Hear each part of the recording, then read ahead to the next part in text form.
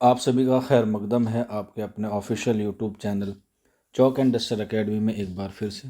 امید ہے آپ لوگ خیر و عافیت سے ہوں گے، اور آج میں آپ لوگوں کے سامنے حاضر ہوں ایک نئے سیشن کے ساتھ، اور یہ سیشن ہوگا محمد قلی قطب شاہ کے حوالے سے، جن کو ہم لوگ اردو کا پہلا صاحب دیوان شاعر مانتے ہیں، یا اردو کا پہلا صاحب دیوان تسلیم کرتے ہیں۔ محمد قلی قطب شاہ کا تعلق جو ہے وہ گولکنڈہ سے ہے، یا ہم لوگ کہہ سکتے ہیں قطب شاہی خاندان سے ہیں۔ تو انہوں کی حالات زندگی کے ساتھ ساتھ ان کی شاعری کی خصوصیت پر بھی جو ہے وہ ہم لوگ روشنی ڈالیں گے۔ تو چلیے پھر بنا کسی دیری کے آج کا جو ہمارا سیشن ہے وہ شروع کرتے ہیں۔ آپ لوگ ہیڈنگ لکھ لیجیے گا، محمد قلی قطب شاہ۔ محمد قلی قطب شاہ گولکنڈہ کا 5واں حکمران تھا۔ ان کو اردو کا پہلا صاحب دیوان شاعر تسلیم کیا جاتا ہے، اور ان کے دیوان میں تقریباً 50,000 اشعار کی تعداد جو ہے وہ پائی جاتی ہے، جو ان کے بھتیجے اور ان کے داماد محمد قطب شاہ نے جو ہے وہ مرتب کیا تھا۔ محمد قلی قطب شاہ کے کلیات کو اس کے بھتیجے محمد قطب شاہ نے مرتب کر کے اس پر ایک منظوم مقدمہ بھی لکھا تھا۔ اس کے کلیات میں 50,000 اشعار شامل ہیں۔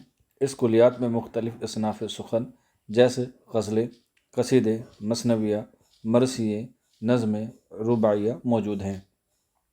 اس کلیات میں پہلے مثنویہ ہیں، اس کے بعد قصیدے، پھر ترجیع بند اور مرثیے، مرثیوں کے بعد غزل اور رباعیہ ہیں۔ اس کی زبان میں پختگی ہے، اور اس کے کلام کا ایک خاص ادبی شان کا حامل ہے۔ بنیادی طور پر وہ ایک غزل گو شاعر ہے۔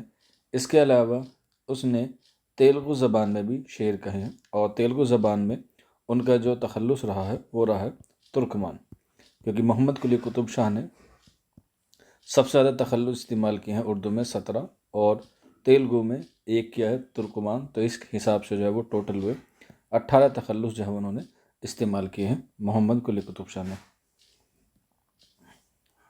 اس کے کلام پر تبصرہ کرتے ہوئے مولوی عبدالحق نے لکھا ہے، 400 برس پہلے کا کلام اگر آج کل کے شعراء کے عشقیہ کلام کے سامنے رکھ دیا جائے تو سوائے زبان کے تغیر اور شگفتگی کے کوئی اور فرق معلوم نہ ہوگا۔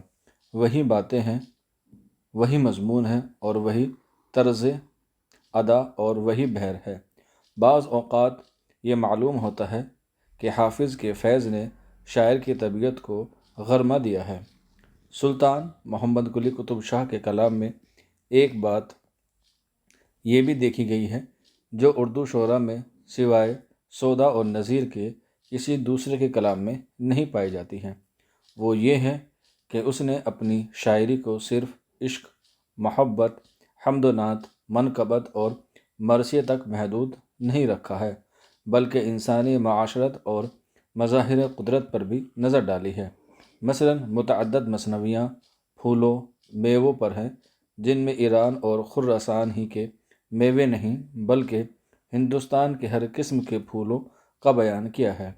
2 مثنویاں سبز ترکاری اور شکاری پرندوں کے بیان میں ہیں۔ ان کے علاوہ بہت سی مثنویاں اور غزلیں ایسی ہیں جنہیں سلطان محمد قلی قطب شاہ کے شاہی محلات مثلاً الہی محل، جنانہ باغ، باغ محمد شاہی، اور اسی عہد کے رسم و رواج مثلاً شادی بیاہ کے رسوم، سالگرہ کی تقریب، شب برات، میلاد النبی، عید غدیر، ہولی، بسنت وغیرہ پر لکھی ہیں۔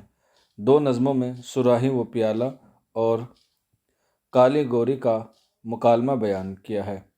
مثال کے طور پر اس کے چند اشعار دیکھیے، اور وہ لکھتے ہیں، پیا باز پیالہ، پیا باز پیالہ پیا جائے نا، پیا باز یک پل جیا جائے نا۔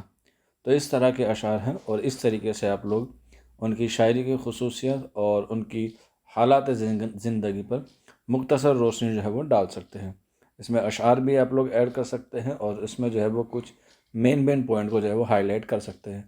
الفاظ کی وہاں پر لمیٹیشن ہے، تو آپ لوگ صرف اور صرف لمٹ میں ہی لکھنا ہے، اس لیے آپ لوگوں کو جو ہے وہ لمٹ کے دائرے میں سوال کے جوابات آپ کو پرووائڈ کرائے جا رہے ہیں۔ آج کے سیشن میں اتنا ہی، شکریہ۔